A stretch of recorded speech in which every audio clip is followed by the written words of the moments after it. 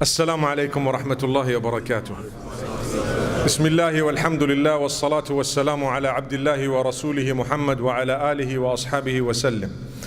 My beloved brothers and sisters, how can I speak after Sheikh Shadi? You know, that voice that I was hearing from when I entered here, and I'm thinking to myself, كَأَنَّهُ مُنذِرُ جَيْشٍ يَقُولُ صَبَّحَكُمْ وَمَسَّاكُمْ. May Allah subhanahu wa ta'ala grant us acceptance. But I'll try. My voice is much softer and you can see I'm smaller actually in size. Alhamdulillah. Barakallah feek. But I'm really honored to be here. I was following the progress at this venue during the month of Ramadan by the various links that I had received and some of the other activities that were floating around social media, and I did see that there was great achievement here. We primarily need to remind each other about our relationship with Allah subhanahu wa ta'ala. You and I know that we were created by Allah, we're going to go back to Allah. And the distractions that come about immediately after the month of Ramadan that make us forget the dedication we had during the month of Ramadan are plenty. For us to be able to continue through the month of Shawwal in a way that what we achieved in Ramadan is not wasted, we have the 6 fasts of Shawwal.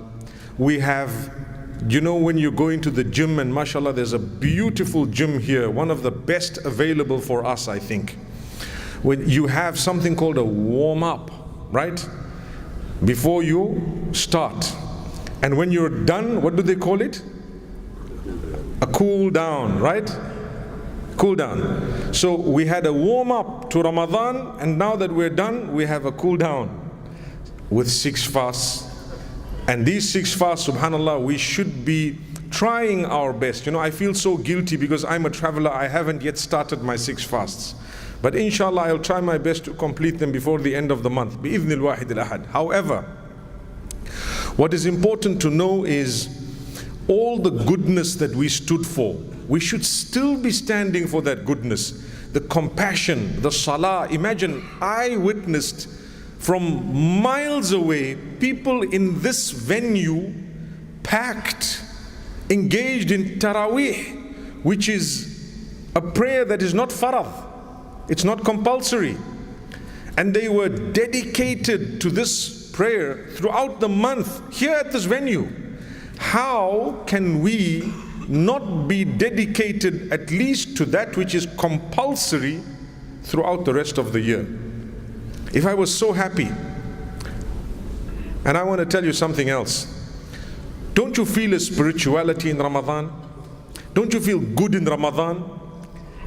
You know, the food that you eat in Ramadan, I always say, when you open your fast at the end of the day, it tastes so good. It tastes a little bit different from the same food if it was served prior to Ramadan. Do you know that? When you fast through the day and you're having these savories, or you're having, you know, a few pies and a few things here and there, you know, as you put them in your mouth, don't they taste a little bit different? Like there is some barakah in it. There's something happening, man. You know, why is it? Allah gives you the blessing in everything that you do because of the acts of worship that you've engaged in throughout the day. So at the end of the day, you feel good, you get up good. MashaAllah, you are empowered to do that which is brilliant. It comes to you, subhanAllah, without an effort. And in fact, if you were to get angry and upset and say a word or two out of turn, you regret it because you know that's messed my fast up a little bit. And sometimes we are supposed to be, in fact, we're always supposed to be conscious of our attitude in Ramadan so that we don't spoil the fast. As a result of that, Allah blesses you with a good feeling. He blesses you with that spirituality. Your food tastes better. Your children, the ambience, the blessedness in the home, everything feels nice. Do you know, one of the reasons is because of your dedication to Allah. Allah has the power to make the other things feel good. If you had similar dedication outside Ramadan, you would have better feelings than you did during those months outside Ramadan in previous years. So if you're dedicated to your salah, I promise you, your life will change. If you come to the masjid a little bit earlier for the salah, your life will change. Remember, Allah always wants from you quality of an act of worship. Quantity doesn't really matter besides that which is compulsory. If it's compulsory, He wants both quality and quantity. If it is not compulsory, He wants the quality more than the quantity. You see? So, if you are dedicated and you give your prayer a little bit more time, I promise you, your life will change. You have problems, you have issues. The owner of the solution is the one whom you are running away from sometimes. Amazing. You have a problem and I tell you, you know, I've got a contact with this minister. Do you want a meeting? And you say, yes, please, can you arrange the meeting? I say, I'll get it done for you. You'll make time because you know the thing you want, that man might have part of the solution. You're ready to go and meet, spend time. You'll sit outside for half an hour, 1 hour. You don't mind waiting for a day or two, and you get your meeting and you're so excited with the little bit of time. You want more time than that person can actually give you, right? But Allah is the owner, the true owner of the solutions. We're knocking the wrong door sometimes. We're running away from the one who has the solutions to our problems, financial problems, family problems, community problems, whatever other matters, health problems, whatever it may be. The owner of the solution is Allah. Spend a little bit more time with Allah and Allah will definitely change your life. He will change your life. Similarly, when it comes to the Quran, we know that Allah subhanahu wa ta'ala tells us, شهر رمضان الذي أنزل فيه القرآن. We must have heard that verse so many times. The month of Ramadan is the month within which the Quran was sent down. I'm not going to go into the discussion of how it was sent down and why they say it was sent down in Ramadan, etc., etc. But it is the month of the Quran without doubt. You need to know that outside the month of Ramadan, your connection with the Quran still needs to be strong. At least a verse or two a day. Did you hear what I just said? At least what? A verse or two a day. Is that too much? How many WhatsApp messages do we read every day? A lot. Thousands. We've lost count. Subhanallah. If you were to at least replace two of those messages, verses of the Quran, you will be okay. That's your connection with Allah. I want to tell you one of the benefits. A brother passed away not too long ago, and I met the family. They told me that, you know, we have to really thank you. I said, thank me for what? I've just come to say sorry. You know, I've come, the brother's passed away. You're saying thank you like I was Malakul Maut or someone, you know, who took this man away. They said, no. This brother has actually started reading, he started off reading a verse of the Quran a day based on advice you gave. And the day he died, he had read verses, because it develops. You know, you start off with one. The Quran is a magnet. I promise you, when you start with one, it will take you to 2, 3, and 4. It will take you to a whole page. It will take you to 5 pages on its own. If you are sincere with one verse a day, the Quran is magnetic. And why I say it's magnetic, the Quran is the word of Allah. And Allah promises you, if you get close to me a handspan, I will come close to you a whole foot. If you come to me walking, I will come to you rushing. You want to read one verse, we're going to make it from our side. Another 4 or 5 will be easy for you.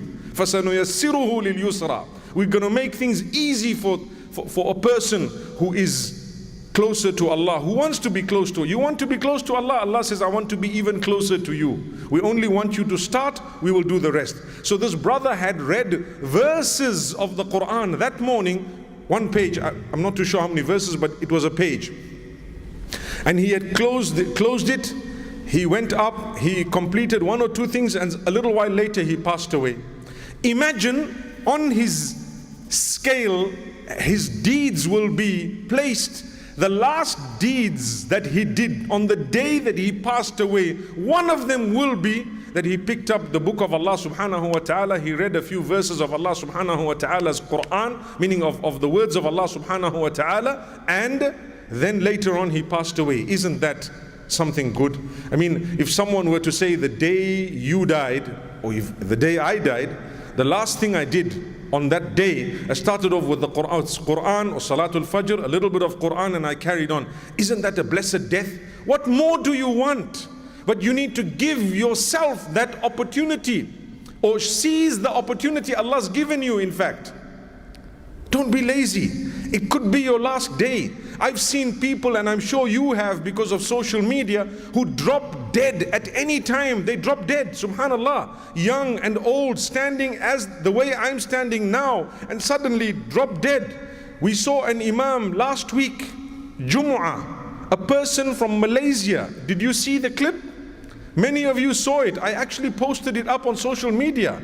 Wallahi, this imam, he started off his khutbah of Jumu'ah in the masjid, a big masjid, and he says, Ashhadu wa ashhadu an la ilaha illallah wahdahu la sharika lah wa ashhadu anna Muhammadan abduhu wa rasuluh, and so on. And he went on to say, ayyuhan nas ittaqullah, and fear Allah, and whatever else, wattaqu yawman turja'una fihi ila Allah, remember the day you're going to go back to Allah, and all of you be conscious of Allah and be concerned about your own deeds. And the next thing, he drops dead. He passed away. I'm talking of this Jum'ah that just went by. From the mimbar, he dropped dead. I would like to believe that is called Husnul Khatima. There must be some deeds that that brother did. Time of Jum'ah, first Jum'ah after Ramadan, if your Ramadan was accepted, غُفِرَ لَكَ مَا تَقَدَّمَ مِن ذَنْبِكَ, subhanallah, and the man is standing there delivering a message, da'wah ila Allah azza wa jalla. He just did the shahada, he just reminded people about the last day, meeting with Allah, etc., etc., and he went. You and I could drop. Wouldn't we like a lovely death? Start off with the Quran. Read a verse a day, one verse. It's not difficult. You don't need anything complicated. Nowadays you have it in your phones, right? Because you have it in your phones, you can pick it up. I know of an app called Nakhtim. Have you come across it? Nakhtem.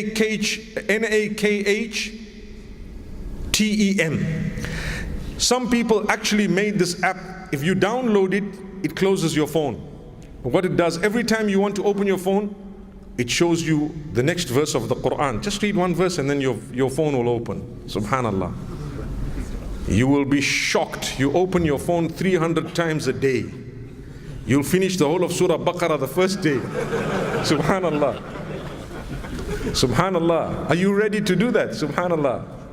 In fact, I want to suggest to those brothers to say, give them 2 passes, 3 passes. You know what that means? Read one verse, we'll open your phone 3 times. 3 times. Because it's still okay if you read 100 verses, right? Subhanallah. You'll be shocked. We're ready to read messages from people, but we're not ready to read the message from Allah. May Allah subhanahu wa ta'ala grant us ease. So the main purpose of these few words that I wanted to say was, my brothers and sisters, keep on going. Ramadan has gone, but we are not yet gone. Subhanallah. Ramadan has gone. I don't know if I'm going to see another Ramadan, and I promise you, none of you have a guarantee. Not one of you has a guarantee that you're going to see the next Ramadan. So therefore, make the most of these days and try to develop yourself, your relationship with Allah, as I said, and secondly, your relationship with the rest of the creatures of Allah subhanahu wa ta'ala. The piety of a person is closely depicted by his character or her character. If a person thinks he is pious, because he does his salah, because he has a lot of knowledge, because for example he gives zakah, because for example he might be fasting a lot, that is not piety in its entirety. True piety can be picked up by witnessing a person's character and conduct. The two go hand in hand. If you want to know how pious you are, take a look at your character and conduct. together with your obligations unto Allah. We're not belittling the obligations unto Allah. Together with your obligations unto Allah, take a look at your character, your conduct. This is why, and I will end on this note, when the Prophet ﷺ was asked by the Sahaba radiallahu anhum, tell us the characteristics of those who will enter Jannah. Guess what he said? Two things. Who knows them?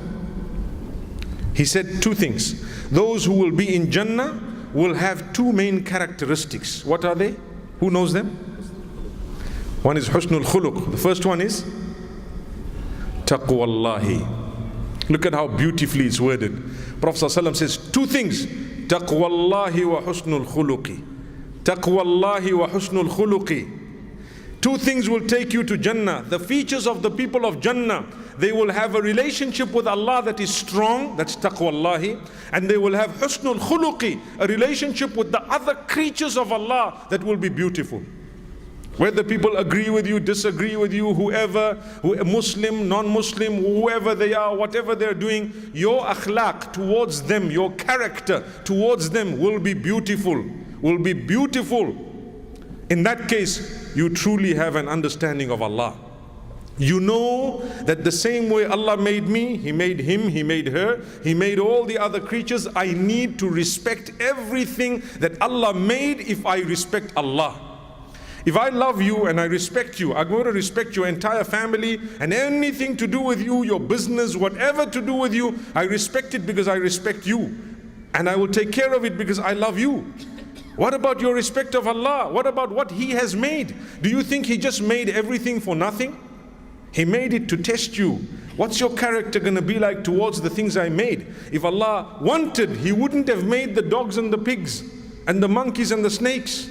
But He made all of those to test you and I. What will you do?